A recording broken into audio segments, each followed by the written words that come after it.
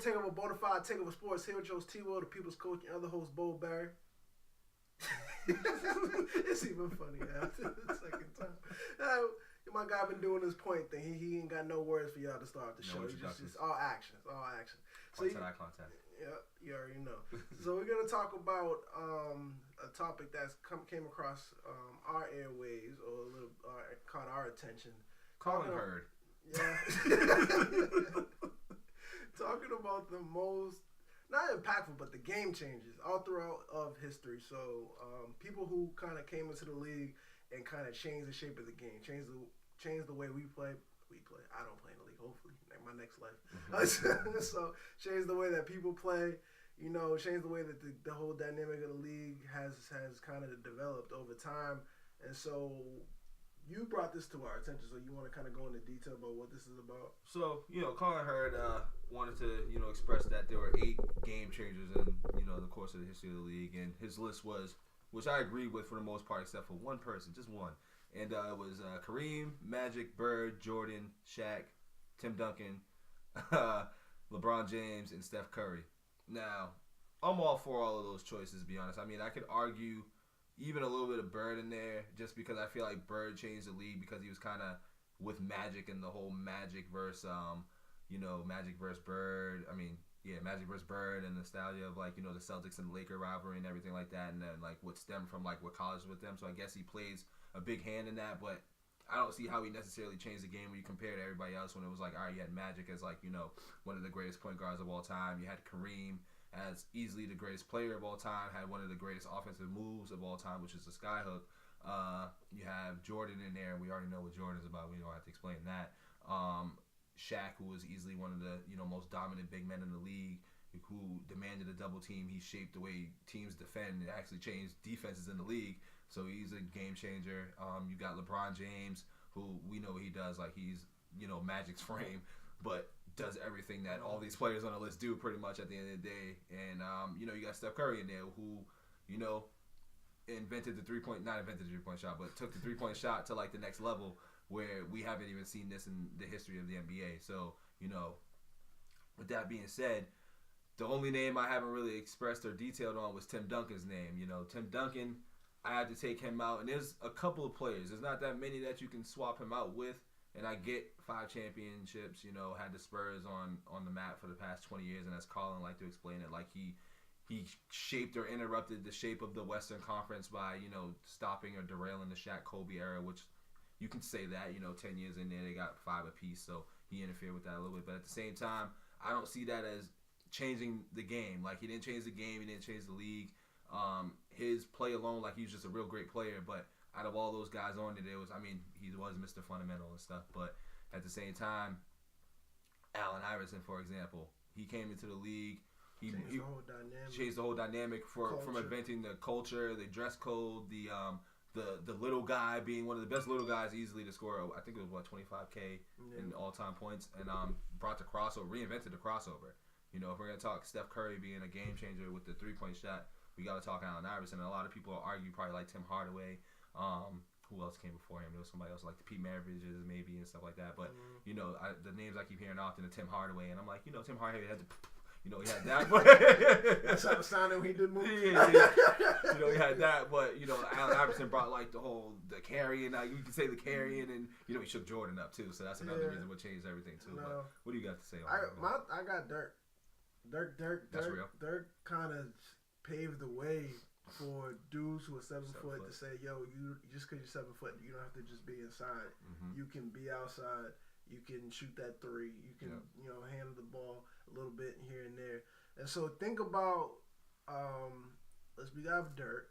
So now think about the next development from Dirk, and the next step further was KD. Mm-hmm.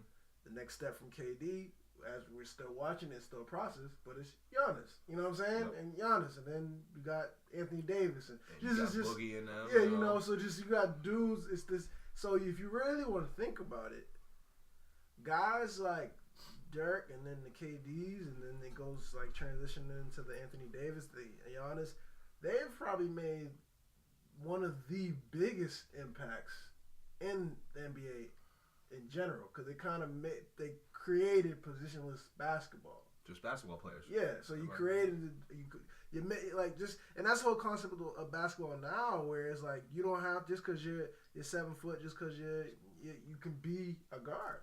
Positionless basketball right now. Yeah, so it's kind of, and that's the era we're in. So Dirk, in a way, created the biggest impact. I feel like one of the biggest impacts, especially after the upset with the Big Three and the in South Beach. Yeah, so like he went off. Everything is just different now.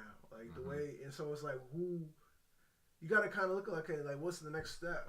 Like because the next transition? Yeah, because Ben Simmons is LeBron. Ben Simmons is the next LeBron. I wouldn't even say that. He might be like a whole different breed of his own because he does a lot of different things where it's elements of like LeBron's game. He passes like magic. You get what I'm saying? Well, I mean, it's LeBron. It's LeBron. He's LeBron. He's a light skinned LeBron. he's a waffle color LeBron. I mean, no, I mean, because I just look at his game when he gets a shot, and then people talk about, you guys, LeBron could not shoot like that when he was a rookie. He could not shoot like that until this year, really. Yeah, like they're basically identical players. And then you look at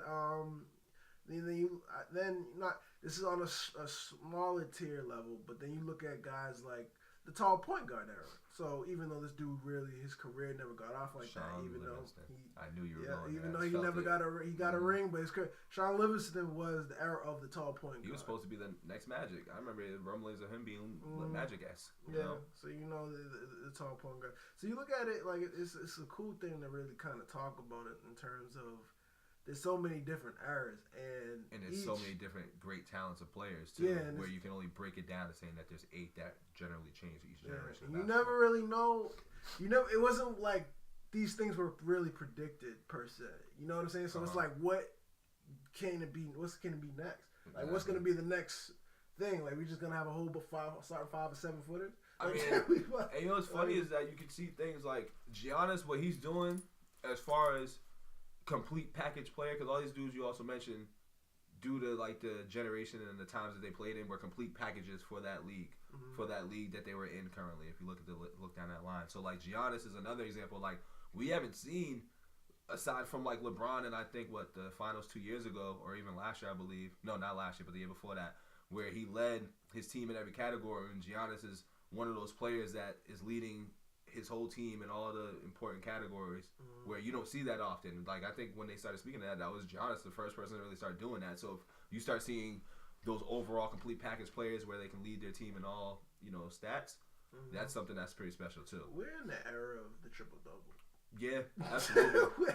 Everyone gets a triple double now, so it's to the is that a lack of? Do you think that's a lack of just like effort on the other team's parts, or just dudes not putting as much effort into keeping the dude off the glass?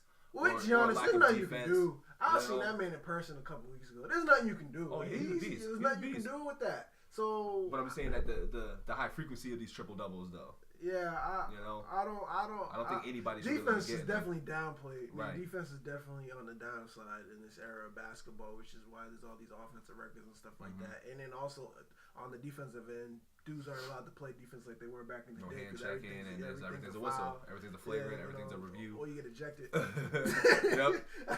Get this guy out of here. Go check that out on Facebook.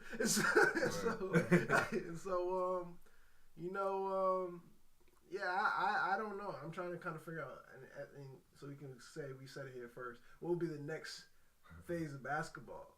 What would be the next phase of basketball?